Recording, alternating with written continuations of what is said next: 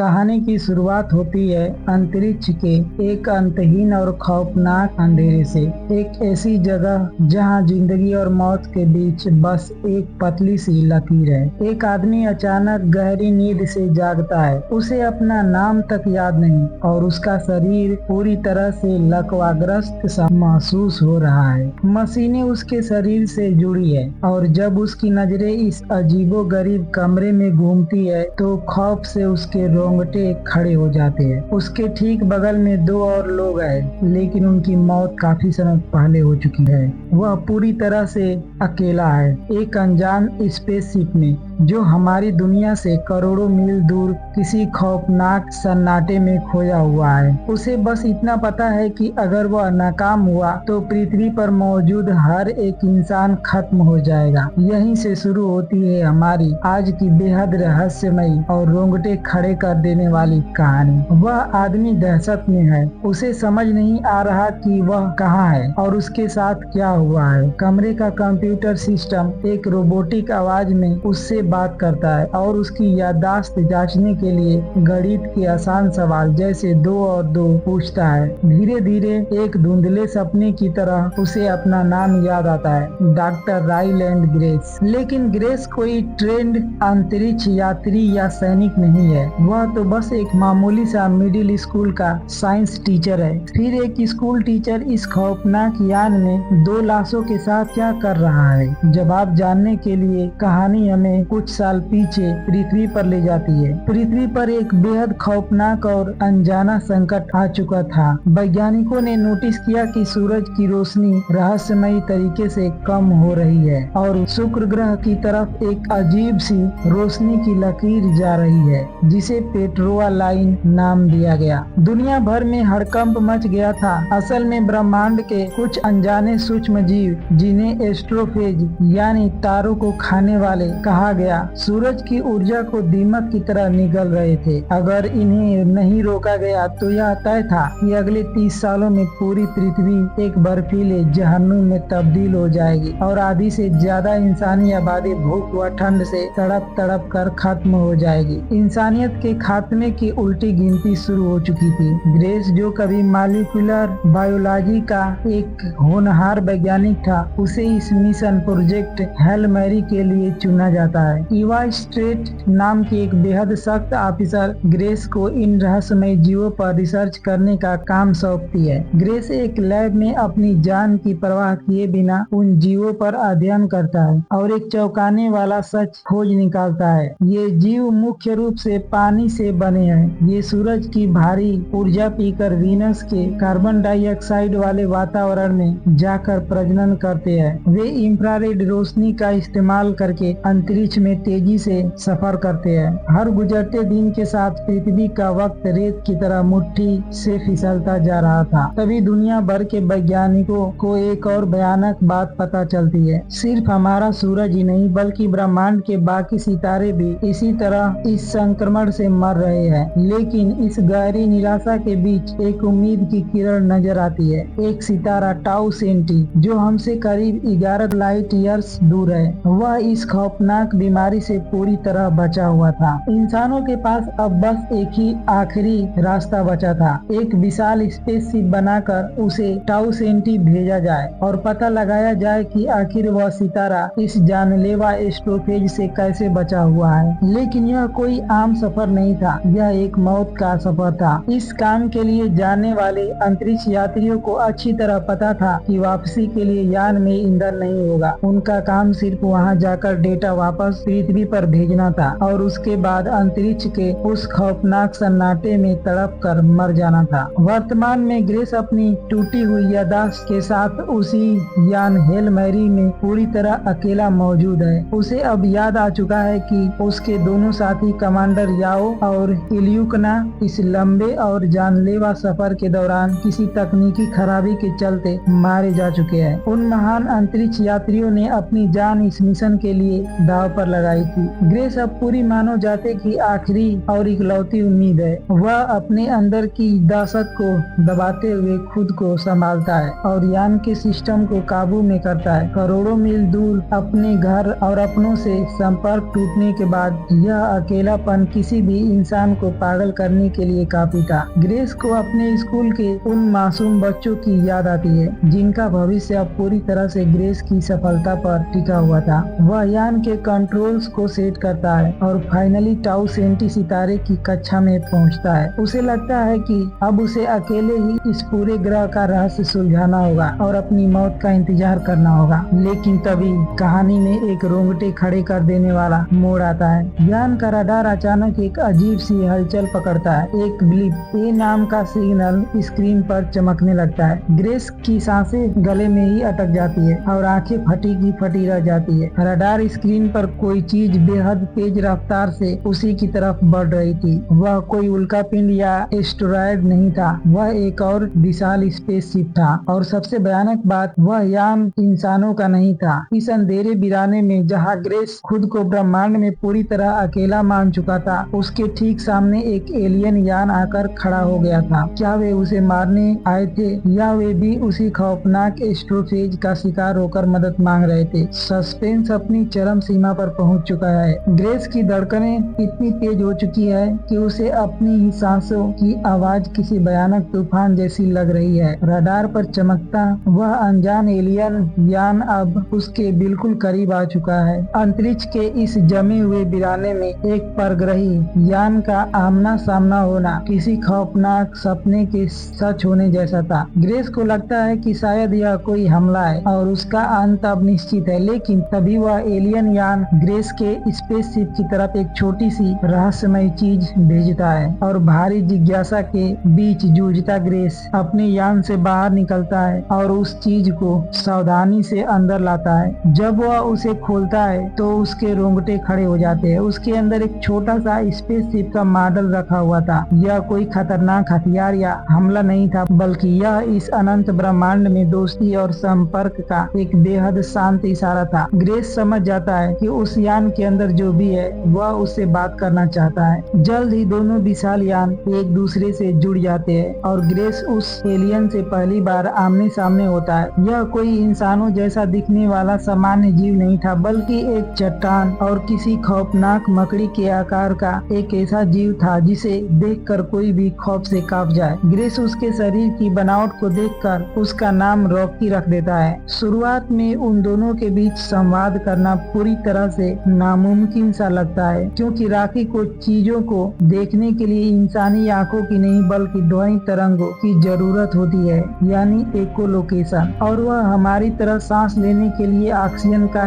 इस्तेमाल भी नहीं करता। लेकिन विज्ञान और गणित एक ऐसी भाषा है जो इस पूरे ब्रह्मांड में एक समान है। ग्रेस और रॉकी अपनी समझ, रोशनी और छोटे छोटे मॉडल्स के जरिए एक दूसरे की भाषा को डिकोड करना शुरू करते हैं। घड़ियों और नंबरों के जरिए वे धीरे धीरे एक दूसरे से बात करने लगते हैं और एक अनोखी दोस्ती की शुरुआत होती है। जैसे जैसे दिन बीतते हैं और उनकी बातचीत आगे बढ़ती है, ग्रेस को एक दिल दहला देने वाला सच पता चलता है। रॉकी भी अपने ग्रह एरिड को बचाने के लिए करोड़ों मील का सफर तय करके इसी जगह आया है, क्योंकि उसके ग्रह का सूरज भी उसी एस्ट्रोफेज नाम की परजीवी बीमारी का शिकार होकर धीरे धीरे मर रहा है। लेकिन सबसे खौफनाक और रुला देने वाली बात यह थी कि रॉकी के यान में कुल 23 लोग सवार थे और अंतरिक्ष के भयानक रेडिएशन की वजह से उसके सारे साथी तड़प तड़प कर उसके सामने ही मर गए। रॉकी की प्रजाति रेडिएशन के खतरे से पूरी तरह अनजान थी। अब वह भी अपने यान में पूरी तरह अकेला बचा था, ठीक ग्रेस की तरह। दो अलग अलग ग्रहों के दो बिल्कुल अलग प्रजातियों के जीव, लेकिन दोनों का दर्द, दोनों का अकेलापन और मकसद एक ही था, अपनी दुनिया और अपनों को खत्म होने से बचाना। इसी भावनात्मक जुड़ाव के बीच कहानी हमें एक बार फिर ग्रेस के अतीत के उस काले पन्ने की तरफ ले जाती है जो अब तक उसकी यादों में दबा हुआ था। ग्रेस की याददाश्त का एक ऐसा भयानक हिस्सा वापस आता है जो उसे खुद की नजरों में गिरा देता है। ग्रेस कोई निडर हीरो या स्वेच्छा से आया हुआ अंतरिक्ष यात्री नहीं था। असल में पृथ्वी पर हेल मैरी मिशन की तैयारी के दौरान मात्र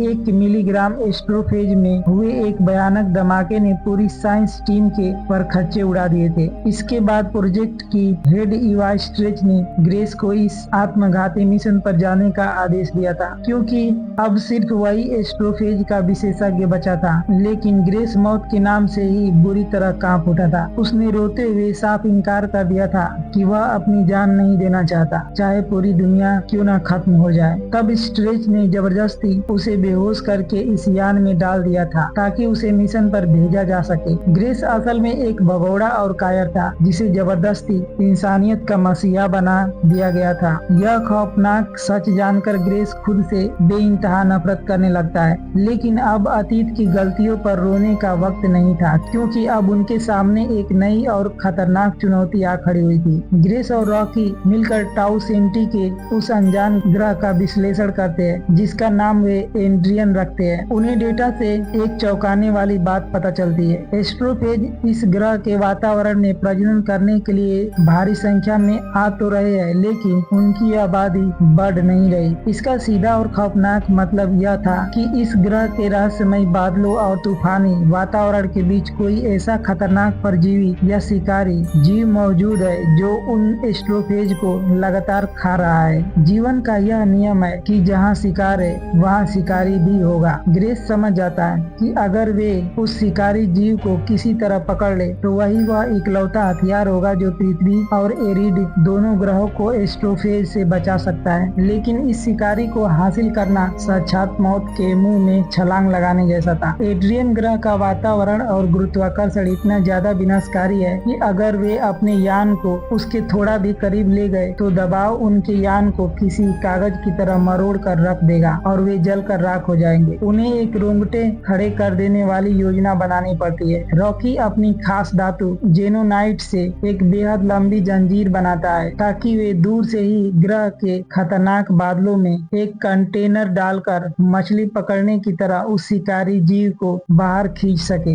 इस काम के लिए ग्रेस को यान के बाहर अंतरिक्ष में जाकर उस जंजीर और कंटेनर को कंट्रोल करना होगा। एक छोटी सी चूक यान की रफ्तार या एंगल में 1 सेकेंड की भी देरी और दोनों हमेशा के लिए अंतरिक्ष के उस अंधेरे वीराने में दफन हो जाएंगे। यान उल्टी दिशा में पूरी रफ्तार से एड्रियन के खतरनाक बादलों की तरफ गोता लगाता है। ग्रेस यान के बाहर अंतरिक्ष में लटकते हुए उस कंटेनर को खींचने की जद्दोजहद कर रहा है। उसकी सांसें उखड़ रही है और तभी अचानक यान के अंदर खतरे के भयानक अलार्म चीखने लगते हैं। कुछ बहुत बुरा होने वाला था। यान के बाहर लटकते हुए ग्रेस की सांसें उखड़ने लगती है। अंदर अलार्म पागलों की तरह चीख रहे हैं। एड्रियन ग्रह का भयानक गुरुत्वाकर्षण और बढ़ता हुआ तापमान स्पेसशिप को किसी खिलौने की तरह चीर रहा है। अंदर से रॉकी चिल्लाता है कि मिशन को छोड़कर ग्रेस फौरन अंदर आ जाए, वरना वह मारा जाएगा। लेकिन ग्रेस जानता है कि अगर आज वह खाली हाथ लौटा तो दोनों ग्रह हमेशा के लिए खत्म हो जाएंगे। वह अपनी जान की बाजी लगाकर कंटेनर को खींच लेता है और यान के अंदर गिरता है। लेकिन तबाही अभी रुकी नहीं थी। अचानक यान के फ्यूल टैंक्स में दरार आ जाती है और हल ब्रीच हो जाता है। ग्रेस की आंखें फटी रह जाती है जब वह देखता है कि उनका बेशकीमती एस्ट्रोफेज फ्यूल जो उन्हें घर वापस ले जाने वाला था, लीक होकर एड्रियन ग्रह की तरफ खींचा चला जा रहा है।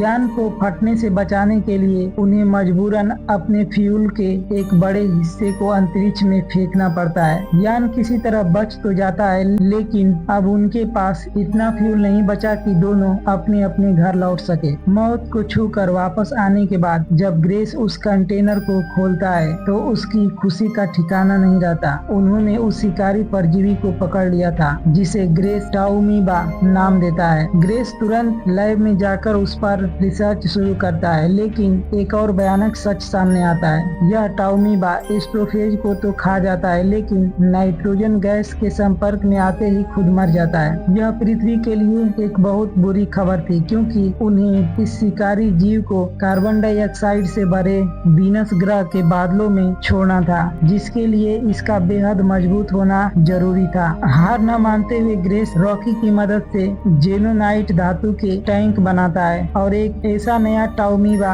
विकसित करने में कामयाब हो जाता है जो नाइट्रोजन में भी जिंदा रह सके। उन्होंने नामुमकिन को मुमकिन कर दिखाया था। अब बारी थी एक बेहद भावुक विदाई की। रॉकी अपने हिस्से का अतिरिक्त एस्ट्रोफेज फ्यूल ग्रेस को दे देता है ताकि ग्रेस अपने ग्रह पृथ्वी वापस जा सके, भले ही इसके लिए रॉकी को अपने घर पहुंचने में कई साल ज्यादा लग जाए। दो अलग ब्रह्मांडों के जीव जो कुछ महीनों पहले एक दूसरे की शक्ल तक नहीं देख सकते थे, आज एक दूसरे के लिए अपनी जान कुर्बान करने को तैयार थे। भारी मन से दोनों एक दूसरे को आखिरी बार अलविदा कहते हैं। ग्रेस का यान पृथ्वी की तरफ मुड़ जाता है। ग्रेस जो कभी मौत के डर से कांपने वाला एक मामूली टीचर और भगोड़ा था, आज दो ग्रहों को बचाने वाला एक महान हीरो बन चुका था। वह चैन की सांस लेता है कि आखिरकार उसका यह खौफनाक सफर अब खत्म होने वाला है और वह अपने घर जा रहा है। लेकिन नियति को कुछ और ही मंजूर था। पृथ्वी की तरफ लौटे हुए यान में अचानक एक और खौफनाक अलार्म बजता है। ग्रेस भागकर लैब में जाता है और जो देखता है उससे उसके पैरों तले जमीन खिसक जाती है। टाउमीबा समय के साथ तेजी से विकसित हो चुका था और उसने जेनोनाइट धातु के टैंकों को ही अंदर से खाना शुरू कर दिया था। ग्रेस किसी तरह अपने यान में इस लीक को रोक देता है क्योंकि उसका स्पेसशिप इंसानी धातु का बना था। लेकिन अगले ही पल उसके दिमाग में एक ऐसा खौफनाक विचार आता है जो उसकी रूह को कपा देता है। रॉकी का पूरा स्पेसशिप और उसके फ्यूल की पाइपलाइन जेनोनाइट धातु से बनी हुई थी। इसका सीधा सा मतलब था कि रॉकी के यान में मौजूद टाउमीबा धीरे धीरे उसके पूरे यान को अंदर से खा रहा होगा। रॉकी का फ्यूल खत्म हो जाएगा, उसका लाइफ सपोर्ट सिस्टम बंद हो जाएगा और वह इस अथाह अंतरिक्ष में तड़प कर रेडिएशन से मारा जाएगा। रॉकी पूरी तरह से अकेला और बेबस था। ग्रेस के सामने अब उसकी जिंदगी का सबसे भयानक और निर्णायक फैसला था। एक तरफ पृथ्वी थी जहाँ पूरी मानव जाति उसकी वापसी का इंतजार कर रही थी और दूसरी तरफ उसका वह एलियन दोस्त था जिसने ग्रेस को अपना सब कुछ देकर बचाया था। ग्रेस अच्छी तरह जानता था कि अगर वह वापस रॉकी को बचाने गया तो उसके पास इतना खाना नहीं होगा कि वह दोबारा पृथ्वी तक का सफर तय कर सके। उसे अंतरिक्ष में भूखा रहकर अपनी जान देनी होगी। एक कायर इंसान यहाँ खुद को चुनता, लेकिन ग्रेस अब वह डरा हुआ टीचर नहीं था जो प्रोजेक्ट की शुरुआत में मौत से भाग रहा था। उसने एक झटके में एक महान फैसला लिया। उसने टाउमीबा और सारा रिसर्च डेटा छोटे छोटे प्रोब्स में भरकर पृथ्वी की तरफ लॉन्च कर दिया ताकि इंसानियत बच सके और खुद अपने यान हेल मैरी को वापस मोड़ लिया। वह रॉकी को मरने के लिए अकेला नहीं छोड़ सकता था। ग्रेस अपने यान को पूरी रफ्तार से रॉकी के यान की तरफ भगाता है। अंतरिक्ष के उस सन्नाटे में ग्रेस अपने दोस्त तक पहुंचता है और उसके बेजान से पड़े यान में दाखिल होकर रॉकी को बचा लेता है। कहानी एक लंबा जंप लेती है। हम देखते हैं कि ग्रेस मरा नहीं है। वह अब पृथ्वी पर नहीं बल्कि रॉकी के एलियन ग्रह एरिड पर रह रहा है। यह एक पूरी तरह से अलग दुनिया है जहाँ का गुरुत्वाकर्षण भारी है और सब कुछ इंसानी समझ से परे है। लेकिन ग्रेस खुश है। वह एक क्लासरूम में खड़ा है और उसके सामने छोटे छोटे एलियन बच्चे बैठे हैं। ग्रेस अब एरिड ग्रह के बच्चों को मजे से रोशनी की गति के बारे में पढ़ा रहा है। एक मामूली सा स्कूल टीचर जिसे कभी दुनिया ने कायर समझा था, उसने अपने आत्म बलिदान और हिम्मत से न सिर्फ दो ग्रहों को तबाह होने से बचाया बल्कि इस अनंत ब्रह्मांड में एक नया परिवार भी ढूंढ लिया था।